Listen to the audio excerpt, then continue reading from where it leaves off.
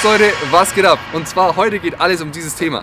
Ich bin auch wie Sie können, das nervt mich voll. Und genau das versuchen wir heute, denn ich habe die Dini mit dabei, ist heute mit ihrer R6 am Start. Aber es kommt heute ein bisschen anders, weil meiner Meinung nach ist es ein Quatsch, ihr mit einer gedrosselten R6 irgendwie versuchen, ein Wheelie zu zeigen auf der öffentlichen Straße oder das mit ihr zu üben. Von daher habe ich mir das ganz anders überlegt. Ich habe mein Pitbike dabei und mit dem Pitbike ist es auf jeden Fall einfacher. Es ist nicht so schlimm, wenn sie damit vielleicht einen Unfall hat. Wir sind auch hier auf einer abgesperrten Strecke, sprich nicht auf dem öffentlichen Straßenverkehr, ganz wichtig. Versuch ihr einfach mal mit dem Pitbike so ein bisschen das Gefühl zu geben, wie man sich fühlt beim Wheelie. Also dieses... Warte. Dieses Gefühl am Kipppunkt zu sein. Ich kann jetzt noch überhaupt nicht sagen, wie weit wir heute kommen, weil wir sind hier vielleicht 2-3 Stunden. Heißt jetzt nicht, dass er am Ende vom Video einen perfekten Wheelie kann. Das ist ja auch eigentlich gar nicht unbedingt das Ziel, sondern einfach nur ihr das Gefühl zu geben und wie ich meiner Meinung nach jemandem erklären würde, wie man anfängt, einen Wheelie zu fahren. Und das versuchen wir jetzt einfach mal. Los geht's.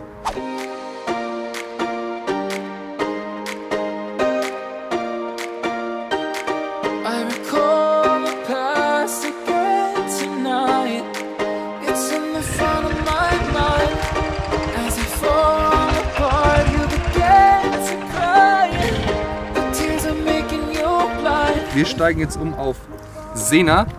Ich glaube, da kann sie mir einfach leichter was fragen, wenn sie irgendwelche Fragen hat. Und ich bin quasi live dabei. Starte das Bike! Schaut bestimmt komisch aus hier so. Mann, wieso funktioniert das nie auf Anhieb? Du musst übrigens nicht die Kupplung ziehen. Stimmt. Perfekt. Mach mal den ersten Gang rein. Also, Kupplung raus. Ich laufe mit dir mit. Kupplung raus. Lass einfach mal so rollen und lass den Fuß unten. Ja, aber das geht dann nicht mit dem ersten Gang rollen lassen. Doch, geh mal ab. Sagst du. So meinte ich. Einfach rollen lassen und dann bist du draußen, weißt du? Fuß über die Bremse. Eigentlich so fahren bis kurz bevor sie ausgeht. Schau mal, wie langsam ich bin. Ich könnte jetzt nebenher laufen oder du kannst nebenher laufen. Und jetzt einfach ein Zuckergas geben.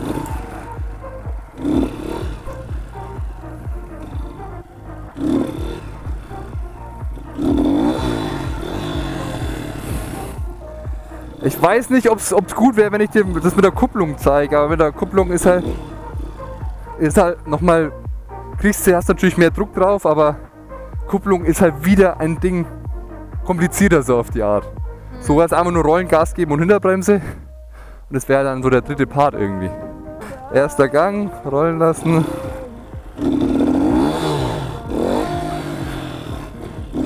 Gib mal her. Gib mal her, ich will wieder.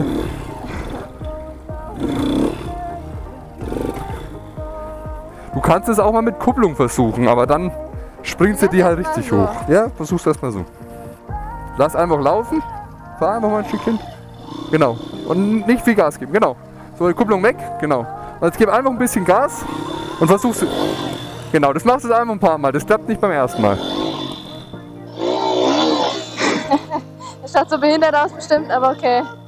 Ja, du lernst es ja noch.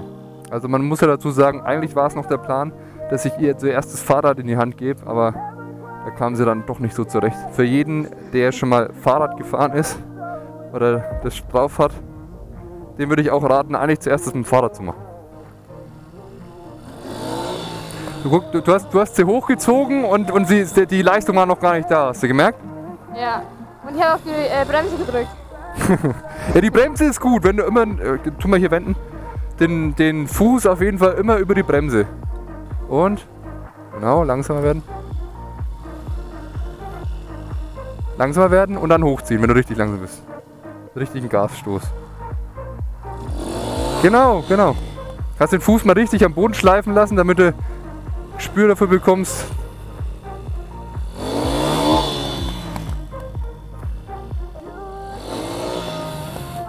Ja, das Timing stimmt noch nicht ganz. Du versuchst immer hochzuziehen, hast aber dann noch gar keine Motorleistung, kommt mir gerade so vor. Also versuch mal zur richtigen Zeit Gas zu geben, wenn auch wirklich Druck auf der Kette ist. Oh, ich schaff dieses Hochziehen, das ist eigentlich schon anstrengend an den Armen. Naja, da kann ich sagen, dass es leicht ist. Ja, das stimmt. Nee, guck, du warst schon wieder zu spät. Du ziehst erst hoch und gibst dann Gas. Fällt dir das nicht auf? Doch, aber ich kann es irgendwie nicht ändern. Du musst schauen, dass du dich besser abstimmst. Dein Körper und dein Kopf. Also Gas geben und beim Gas geben, ich glaube, du musst einfach ein Stückchen vorher Gas geben, weil bis du wirklich Druck auf dem Hinterrad bekommst, dauert es halt einfach ein bisschen. Und wenn du merkst, es kommt Power, gleichzeitig hochziehen und auch versuchen nach hinten zu lehnen. Also wenn sie hochkommt, nicht nach vorne legen, das machen auch viele falsch, sondern wenn sie kommt, du willst sie ja relativ weit hoch bekommen. Also wenn du dich besser fühlst, kannst du auch mal versuchen, den Fuß oben zu lassen. Aber dann, meiner Meinung nach, denke ich, dann ist es schwieriger, alles auszugleichen. Versuch's, wir schreiben, ja. Gib mein Bike wieder her. Scheiße. Oder versuch auch mal, schon mal, wenn du vom Gas gehst, merkst du ja, wie die Federung reingeht. Ja. Und wenn sie eintaucht, gleich anziehen und Gas geben, dann hast du ja diesen Sprungeffekt. Ja, war schon ein bisschen. Aber ruhig langsamer. Merkst du, deine Grundgeschwindigkeit ist schon viel schneller als bei mir. Hey! Hey!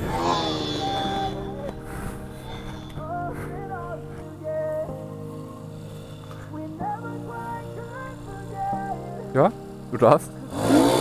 Yeah! Hey, das war dein Bester bisher. Das war echt dein Bester. Versuch entspannt zu bleiben. Versuch nicht so schreckhaft zu sein. Genau! Oh mein Gott. Aber du hast gemerkt, jetzt hat Aber da habe ich mich schon ein wenig erschrocken. da hat jetzt aber das Timing gestimmt. Da war jetzt eigentlich alles richtig. Bloß nicht zu unruhig werden. Also, das ist klar, es ist dein erstes Mal, du bist aufgeregt. Versuch einfach ruhig zu bleiben und denk an die Hinterradbremse.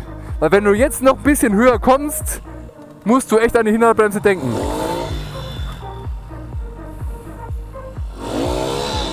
Der Berg runter ist immer ein bisschen schwieriger. Ja.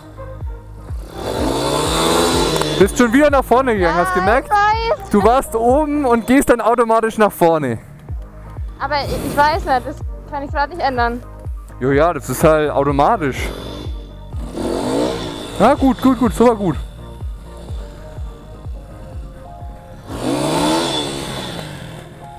Fahr immer ein bisschen langsamer, du bist zu schnell eigentlich, wenn du runterfährst. Du bist immer einen Ticken zu schnell und bekommst du dann nicht hoch.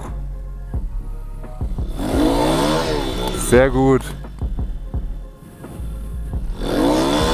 Oh, aber jetzt, komm mal her. Ja, und das ist echt gefährlich. Weil das ist der typische Reflex, wenn du Angst und du willst runter vom Bike. Hättest du jetzt noch ein bisschen höher gezogen, wärst du ungefähr so dagestanden und das Bike wäre weggefallen. Da musst du echt aufpassen. Ich habe dir gesagt, also wenn du zu hoch kommst oder auch wenn du umkippst zur Seite, Bremse. Und deswegen wollte ich auch eigentlich am Anfang mit dir im Stand machen, dass du im Stand sie hochlupst und gleich mit der Bremse wieder runter.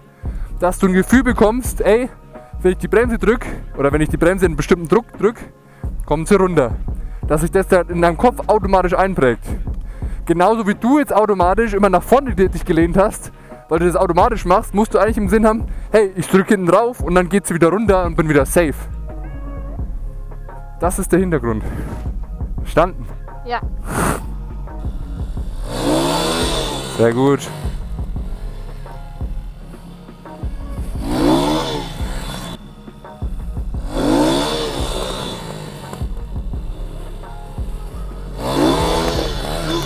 Ah, pass auf, dass du in der Luft nicht so arg verdrehst. Ja. Ja, gut. Nur hast du wieder gemerkt, bist nach vorne gegangen. Ich bin vorgegangen. Lass die Hände durchgestreckt. Lass die Arme durchgestreckt. Also nicht komplett, nicht steif machen, aber auf jeden Fall nicht nach vorne gehen. Gut?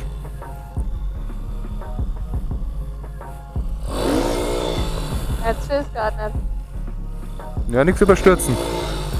Nichts überstürzen. Das machst du schon echt gut. Oh. Geht's? Ha? Geht's? Ja, hat schon gut wehgetan. Oh. Du bist quer gekommen, hast du gemerkt? Ja. Im Vorderrad.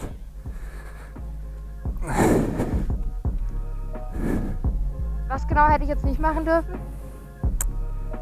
Naja, das hatten wir jetzt schon ein paar Mal gehabt. Du warst so in der Luft und bist so aufgekommen.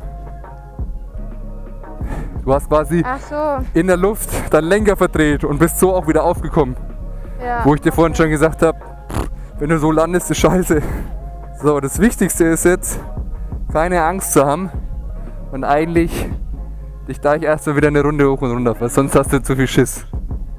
Bist du bereit dafür? Ja. Jetzt fährst du einmal hoch und wieder runter, dann warten wir da oben. Dann hockst du dich erstmal wieder hin. Jetzt habe ich dein Bike kaputt gemacht. Ja, bloß ein bisschen Plastik.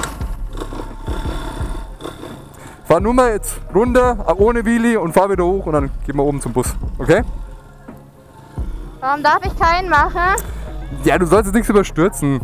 Du sollst bloß gleich wieder aufs Bike und erstmal kurz eine kleine Runde fahren, nicht dass du wieder... Aber wenn man es nicht gleich wieder macht, dann schafft man es nicht mehr. Ja. Wenn du so motiviert bist. So, den ersten Sturz hast du überstanden, aber dir geht's Gott sei Dank gut. Ich habe dir ja vorher schon gesagt, irgendwie so ein Sturz gehört halt einfach dazu, auch wenn es blöd war, dass es da so ein bisschen die schnellste Stelle war. Bist gerade runtergekommen und da hast du eigentlich den meisten Speed drauf, auch selbst wenn es mein Pitbike ist. Helm hat ein bisschen was abbekommen und sonst an der Kombi eigentlich gar nichts. Deswegen ist es auch so wichtig, dass du auch wenn du eigentlich gar nicht schnell bist, und es hätte ja jedem passieren können, dass ich auch bei solchen Geschwindigkeiten einfach runterhauen kann.